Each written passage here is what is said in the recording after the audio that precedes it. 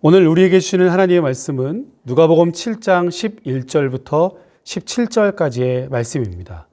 신약성경 누가복음 7장 11절로 17절까지의 말씀을 봉독해 드리겠습니다. 이 계시의 말씀을 통해서 하나님의 음성을 들으시기를 바랍니다. 그 후에 예수께서 나인이란 성으로 가실새 제자와 많은 무리가 동행하더니 성문에 가까이 이르실 때에 사람들이 한 죽은 자를 메고 나오니 이는 한 어머니의 독자요 그의 어머니는 과부라. 그 성에 많은 사람도 그와 함께 나오거늘 주께서 과부를 보시고 불쌍히 여기사 울지 말라 하시고 가까이 가서 그 관에 손을 대시니 맨 자들이 서는지라. 예수께서 이르시되 청년아 내가 네게 말하노니 일어나라 하시매 죽었던 자가 일어나 앉고 말도 하거늘 예수께서 그를 어머니에게 주시니 모든 사람이 두려워하며 하나님께 영광을 돌려 이르되 큰 선지자가 우리 가운데 일어나셨다 하고 또 하나님께서 자기 백성을 돌보셨다 하더라. 예수께 대한 이 소문이 온 유대와 사방에 두루 퍼지니라. 아멘. 예수님께서 지난 누가복음 6장에 보면 안식일에 병자를 고쳐주신 사건을 기록하죠. 가뜩이나 그 안식일에 밀 이삭을 손으로 비벼 먹었다고 안식일을 범했다 눈총을 받으시던 차였는데요. 한 손 마른 자를 고쳐주시면서 안식일에 선을 행하는 것과 생명을 구하는 것이 옳지 않은가 이렇게 주님은 말씀하셨습니다. 그리고 음흉한 눈으로 예수님의 일탈 행위를 추적하고 있던 바리새인, 서기관, 율법학자들에게 중요한 것은 율법의 정신, 안식일의 정신이다 설명해 주셨지요. 그런데 유대인들은요, 이 율법학자들은 그것보다는 율법의 준수 여부, 즉 안식일에 일을 하는 게 옳은가 그른가, 안식일의 일은 무엇인가, 이것이 훨씬 그들에게 중요한 것들이었습니다. 그들에게는 환자의 형편이나 그동안 그가 겪었을 고통 같은 것은 안중에도 없었다는 말입니다. 비슷한 사건이 요한복음 9장에도 기록되는데요. 예수님께서 날 때부터 시각장애인이었던 선천성 시각장애인을 고쳐주신 사건입니다. 이때도 유대인들은 그가 앞을 못 보는 것이 그의 죄 때문인지 아니면 그의 조상의 죄 때문인지를 두고 설왕설래하고 있었습니다.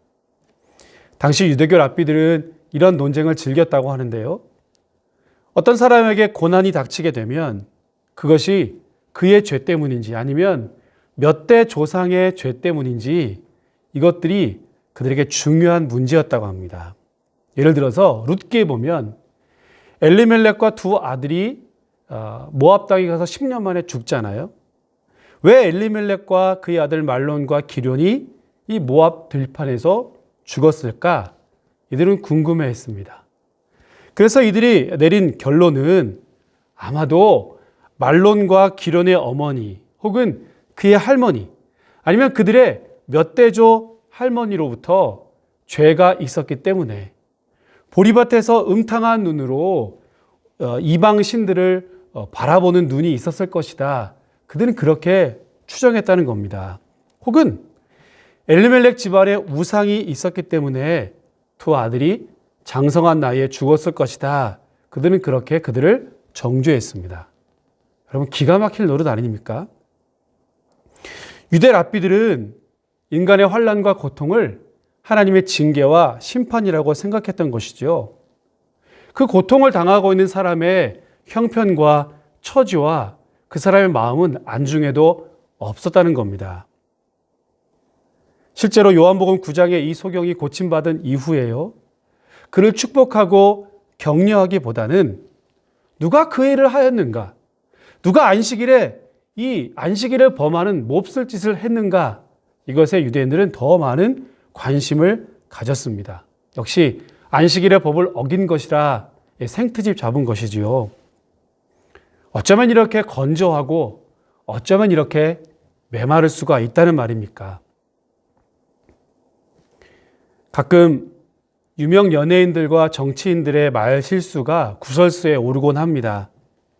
말 그대로 실수였습니다. 어쩌다가 말을 하다 보니까 그렇게 나왔을 것이고요. 의도한 것은 아니었을 겁니다. 당사자들도 말 한마디 실수한 것 가지고 뭘 그렇게 트집을 잡는가 이렇게 항변하기도 하죠.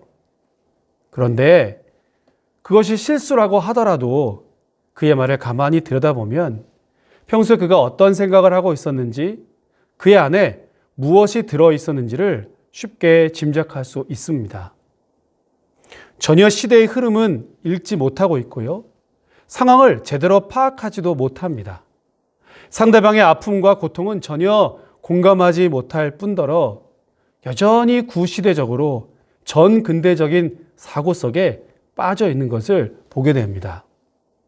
특히나 지금 이 국민들이 어떠한 상황에 있는지, 어떠한 형편에 있는지, 왜 그들이 눈물을 흘리고 슬퍼하는지를 전혀 고려하지 않고 있다라고 생각이 들 때면 이런 댓글들이 곧 달리곤 합니다. 공감력 제로입니다. 공감력이 빵이라는 말입니다. 국어사전을 찾아보니까요, 공감력, 다른 사람이 함께 공감하며 생긴 능력이라 이렇게 번역을 했습니다. 저 나름대로는 우는 사람들과 함께 울고 기뻐하는 사람들과 함께 더불어 기뻐하는 것이 공감력이라고 저는 생각합니다. 로마서 12장 5절 말씀이에요. 즐거워하는 자들과 함께 즐거워하고 우는 자들과 함께 울어라. 이것이 바로 공감력 아니겠습니까? 그런데 이것을 능력이라고 말했습니다. 이것이 경쟁력이라고 합니다. 그러니까 현대 사회가 이 소통과 공감의 능력을 아주 귀하게 평가하고 있다라는 겁니다. 지적인 능력 IQ, 도덕적인 능력 MQ, 사회성을 나타내는 SQ, 이것보다도 이 공감력, 이것이 EQ가 훨씬 더 중요하게 지금은 생각하고 있습니다. 그런데 공감력이 빵이다, 제로다 라고 한다면 진짜 그런 사람하고는 친구하고 싶지 않은 것이지요.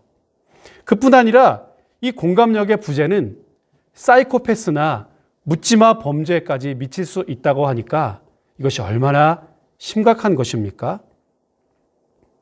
그런 면에서 오늘 예수님의 말씀, 울지 말아라, 이 말씀이 더욱더 절절하게 우리의 가슴을 울립니다. 울지 말아라. 이 시대에 우는 자들, 슬픔과 절망에 빠진, 그래서 남몰래 눈물 흘리는 이들에게 이보다 더 큰 위로가 어디 있겠습니까? 울지 말아라. 오늘 읽은 본문은 예수님께서 나인이라고 하는 동네에 한 과부의 아들이 죽었는데요. 그 아들을 살려주신 사건입니다. 복음서 중에서 누가복음에만 특별하게 아주 독특하게 기록하고 있는 사건입니다. 한편의 드라마 같은 이 사건을 정말 드라마처럼 표현한 글이 있어서 대신 이것을 읽어드릴까 합니다. 저는 이분의 글을 아주 좋아하는데요. 지금 강남대에 재직하고 있는 백소영 교수님의 글들입니다. 여성신학자 특유의 섬세한 표현력으로 성경을 아주 독특하게 해석하고 있는데요. 그의 책 중에서 오늘 본문을 이 나인성 같은 동네에 살고 있던 이 여인의 친구의 눈으로 이 본문을 소개하고 있습니다. 좀 길지만 함께 들어보시기 바라요. 그녀가 웁니다. 울음이라기보다는 그저 안에서 툭툭 터져 나오는 비명 같기도 합니다. 그녀에게 아직도 눈물이 남아 있었네요. 그녀와 같은 마을에서 쭉 살아온 저인지라 그녀의 처지를 너무나 잘 압니다. 그녀의 남편은 참말 성품도 착하고 좋은 사람이었습니다. 게다가 얼마나 재주꾼이었는지 그이의 손을 거치는 물건은 모두 새 것처럼 반짝였죠. 온 마을 사람들이 그이를 사랑했습니다. 동네 아가씨들에게도 인기가 많았는데 그런 그이가 그녀와 결혼을 한다고 하니 또 하나 마을의 축제가 되었습니다. 그녀가 첫 울음을 터뜨린 건 노역 나갔던 남편의 사고 소식을 들었던 때였습니다. 성전을 새로 짓는다면서 예루살렘에 큰 공사가 있었는데 그녀의 남편은 우리 마을에서 가장 먼저 뽑혀갔지요. 그래도 벌이가 낳은 일자리라며 몇 년간 고생하고 돌아오겠노라고 깨소금 같은 신혼살림을 시작한 지 얼마 안 되어 그리 떠나갔습니다. 아이를 가진 줄도 모르고 말입니다. 이제나 저제나 남편의 소식을 기다리던 그저는 홀로 아들을 낳고 기르고 있었습니다. 그러다가 그 청천벽력 같은 소리를 듣게 되었습니다. 함께 일하던 이웃이 전해준 소식으로 아름아름 확인해 보니 그렇게 허망하게 그가 갔다고 했습니다. 울고 또 울고 마을 사람들은 정말이지 내일처럼 함께 슬퍼했지만 더 이상 그녀의 얼굴에서 웃음을 찾아볼 수 없었습니다. 그나마 그녀에게 살아갈 힘을 준 것은 그의 유복자, 외동아들이었습니다. 재주며 성품이며 어쩜 한 번도 보지 못한 지 애비를 그리도 꼭 빼어 닮았는지 자랄수록 혀를 내두를 정도였습니다. 그 아이에게서 남편을 보고 그의 생명이 자라는 것을 보며 그녀는 작은 희망을 품었습니다. 그 아이는 그녀의 전부였습니다. 그러다가 끔찍한 일을 당한 거예요. 정말 믿기지 않을 일입니다. 학교에서 힘이 약한 제 친구의 가방을 대신 들고 오느라 시야가 가렸던 모양입니다. 마주오던 수레가 탈선하는 것을 미처 피하지 못했다나 봅니다. 그래도 그렇지 하필이면 그 아이가, 많고 많은 아이들 중에 그 아이가 그리 될 게 무엇냐고요. 하나님도 무심하시지 모두가 내뱉은 말이었습니다. 정말이지 사는 동안에 나라 안팎의 기가 막힌 일들을 수없이 겪어보았지만 그래도 하나님에 대한 신앙을 잃어본 적이 없던 마을 사람들인데 모두들 이번 일을 당해서는 다들 하나님께 따지고 싶어 했습니다. 죽은 남편도 그녀도 그리고 이번 사고로 잃은 아들도 욕심 없이 착하게 이웃을 위해 살아간 사람들이었는데 왜 그들이 그런 고통을 당해야 한단 말입니까? 하나님이 과연 살아계시기는 한 건지 말입니다. 여러분 굉장히 숙연해지지요. 본문의 상황을 아주 세밀하고 자세하게 묘사했다라고 생각합니다. 오늘 이 불쌍하고 이 가련한 여인에게 주님은 그를 불쌍히 여기셨고 울지 말라 위로하셨습니다. 그리고 그의 아들을 살려주십니다. 14절과 15절을 함께 읽으실까요? 여러분 14절입니다. 가까이 가서 그 관에 손을 대시니 맨 자들이 서는지라 예수께서 이르시되 청년아 내가 내게 말하노니 일어나라 하시매 죽었던 자가 일어나 앉고 말도 하거늘 예수께서 그를 어머니에게 주시니 아멘. 그런데 이 사건에 딴지를 걸거나 괜한 트집을 잡고 싶은 생각은 추호도 없습니다만 오늘 본문에는요, 다른 병자 치유 사건에서 보는 것처럼 주님, 나를 불쌍히 여겨주십시오. 우리가 지난주에 살핀 것처럼 누가 대신 부탁을 하거나 우리 집에 오셔서 병든 하인을 고쳐달라라고 하는 일체의 부탁이 안 보입니다. 어떤 경우에는 친구들이 움직이지 못하는 환자를 침상채 예수님께 데려오기도 했었고요. 예수님의 옷자락에라도 손을 대면 병이 나을 것 같은 생각에 군중의 틈바구니 속에서 예수님에게 손을 댔던 여인의 이야기도 있습니다. 그런데 오늘 본문에서는 그 어떤 부탁의 말이나 청원이 들어있지 않습니다. 그저 예수님은 이 여인을 불쌍히 여기셨고 울지 말라 위로해 주셨습니다. 그리고 가까이 가서 관에 손을 대시고 일어나라 말씀하셨을 뿐입니다. 여러분, 우리가 간절한 믿음을 가지고 그분 앞으로 나아가는 것입니까? 아니면 그가 우리에게로 오시는 것입니까? 그렇습니다. 적어도 오늘 본문은 예수님이 이 불쌍한 여인에게 찾아오셨습니다. 우연처럼 예수님과 제자들이 나인이라고 하는 성읍으로 가신 것처럼 보이지만 그렇지 않습니다. 마치 사마리아 우물가의 여인에게 예수님께서 일부러 찾아가신 것처럼 오늘 예수님과 그 일행은 이 나인성의 과부에게 찾아가 주셨습니다. 성문에 가까이 이르실 때에 라고 하는 본문의 말씀이 이 하나님의 장중하신 계획과 오묘한 섭리를 그대로 보여주는 말입니다. 게다가 주님은 그 여인을 불쌍히 여기셨습니다. 불쌍히 여기셨다 스플랑크 니조마이라고 하는 말은 창자가 뒤틀려지는 것을 말합니다. 영어 성경들은요, 그의 마음이 동정으로 흔들렸다, 공감력으로 흔들렸다 이렇게 번역했고요. 따라서 본문의 뉘앙스를 살려서 번역한다면 우리말처럼 애간장을 녹이다, 애끓는 심정이다 라는 정도로 표현할 수 있을 것입니다. 그러니까 지금 이 여인이 겪고 있는 아픔을 예수님이 완전히 공감하셨다는 말이고요. 그 아픔을 자신도 창자가 뒤틀리는 것처럼 뼛속 깊이 통감하셨다는 말씀입니다. 우리 기독교의 가장 큰 특징을 말하라 라고 한다면 바로 하나님께서 우리에게 찾아오신, 즉 성육신, 인카네이션 아니겠습니까? 하나님께서 사람의 몸을 입으시고 사람의 자리로 내려오신 것이 바로 다른 모든 종교들보다 가장 큰 차이이고 기독교의 특징입니다. 다른 종교들을 가만히 보십시오. 신이 인간에게 찾아오시는 종교는 그 어디에도 없습니다. 다들 높은 자리에 앉아서 그럴듯하게 자리를 펴고 앉아 있지요.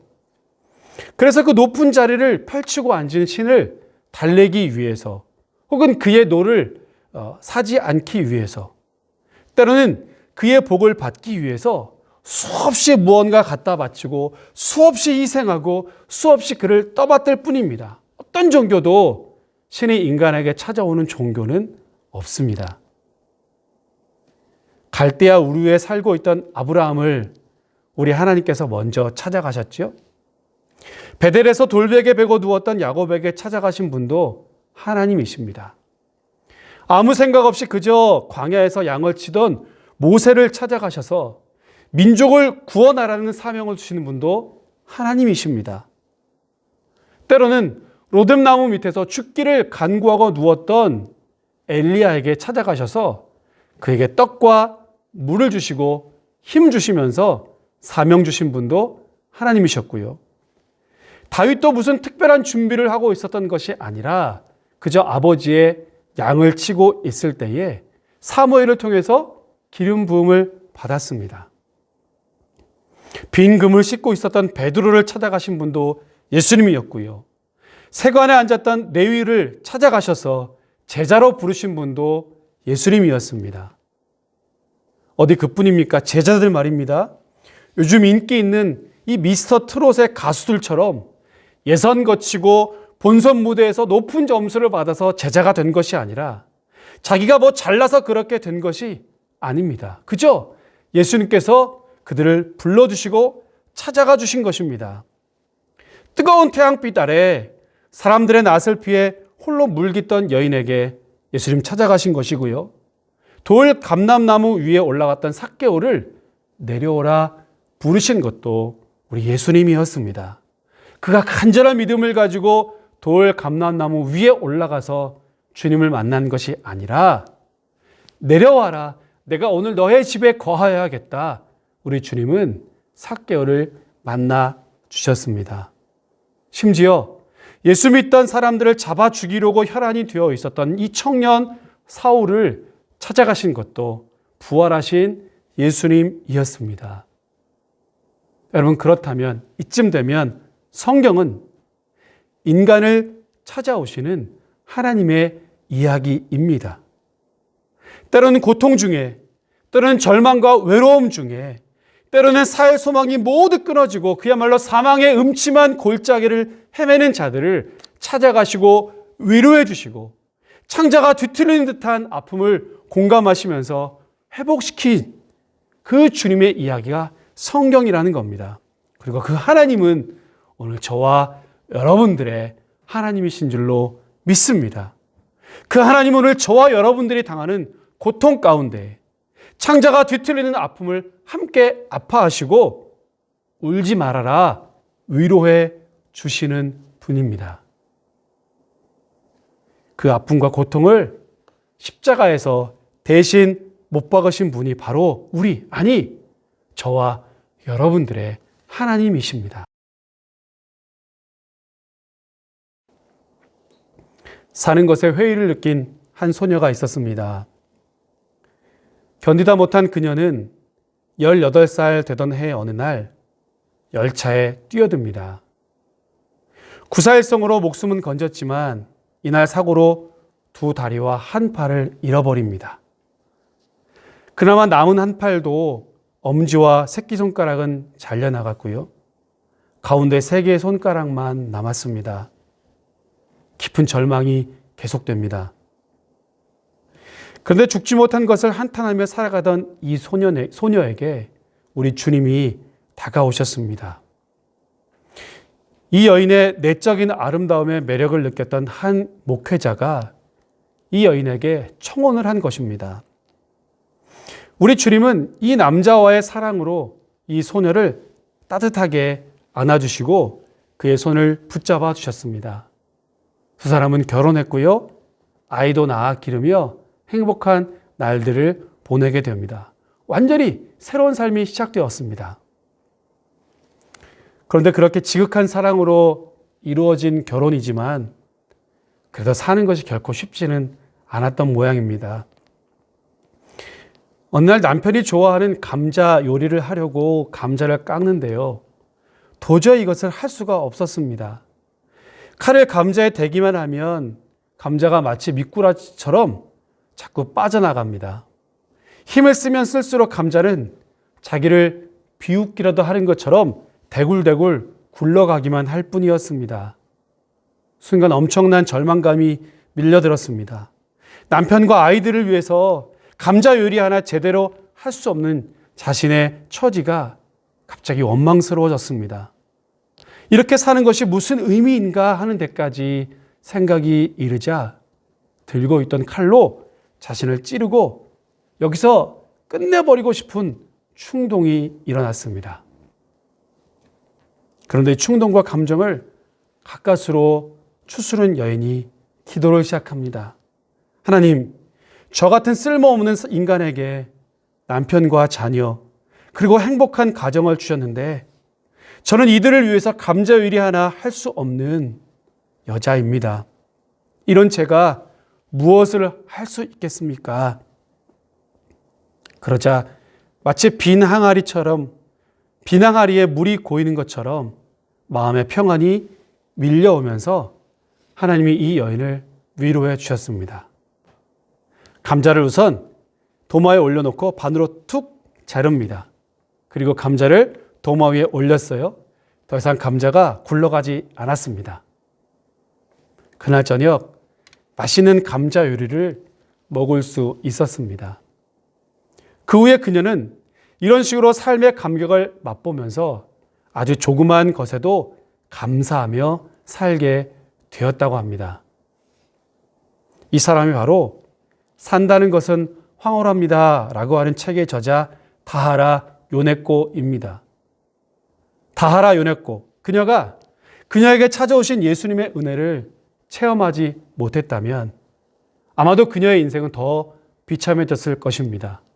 어쩌면 재차 자살을 시도했겠지요. 그러나 그녀의 과거를 묻지 않으시고 허물을 사해 주시는 예수님의 은혜가 그의 안으로 밀려 들어오자 그녀의 삶에는 놀라운 변화가 일어나게 되었습니다. 여전히 그녀는 이 감자 깎는 것 같은 작은 일상이 불편했겠지요. 그렇지만 그녀에게 찾아오신 주님 때문에 그녀의 인생은 아마도 지금도 황홀하다 고백하고 있을 것입니다. 오늘 본문 17절 마지막 절은요, 이 예수에 대한 소문이 온 유대와 사방에 퍼졌다라고 기록해 주고 있습니다. 이 소문은 예수가 그리스도시다, 그가 참으로 하나님이시다. 그가 우리가 그토록 기다려왔던 메시아가 틀림없다라고 하는 소문이었겠지요. 여러분, 이 소문의 슈퍼 전파자는 누구였을까요? 그렇습니다. 바로 죽었던 아들이 자기가 보는 눈앞에서 살아나는 것을 바라보았던 이 여인 아니었겠습니까? 자기의 슬픔에 함께 울어주시고 그야말로 창자가 뒤틀리는 고통을 함께 나눠주신 예수님, 그리고 울지 말라 하시면서 친히 그 손으로 눈물을 닦아주셨던 그 예수님을 만났던 이 여인 말입니다.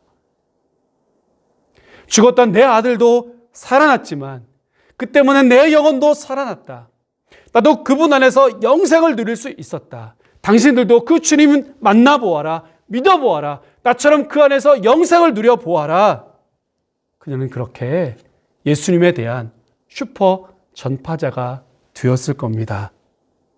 사랑하는 건강한 교회 성도 여러분, 우리 주님은 늘 그렇게 우리에게 먼저 찾아와 주십니다. 십자가에 달려 죽으시려고 그분은 저와 여러분들에게 지금도 오고 계십니다. 그분은 우리가 아파할 때 함께 눈물을 흘리시고 창자가 뒤틀리는 것 같은 아픔을 함께 나누어 주십니다. 그리고 울지 말아라 위로하시고 우리의 눈물을 닦아 주십니다. 오늘도 그 주님은 저와 여러분들에게 이렇게 말씀하십니다. 울지 말아라.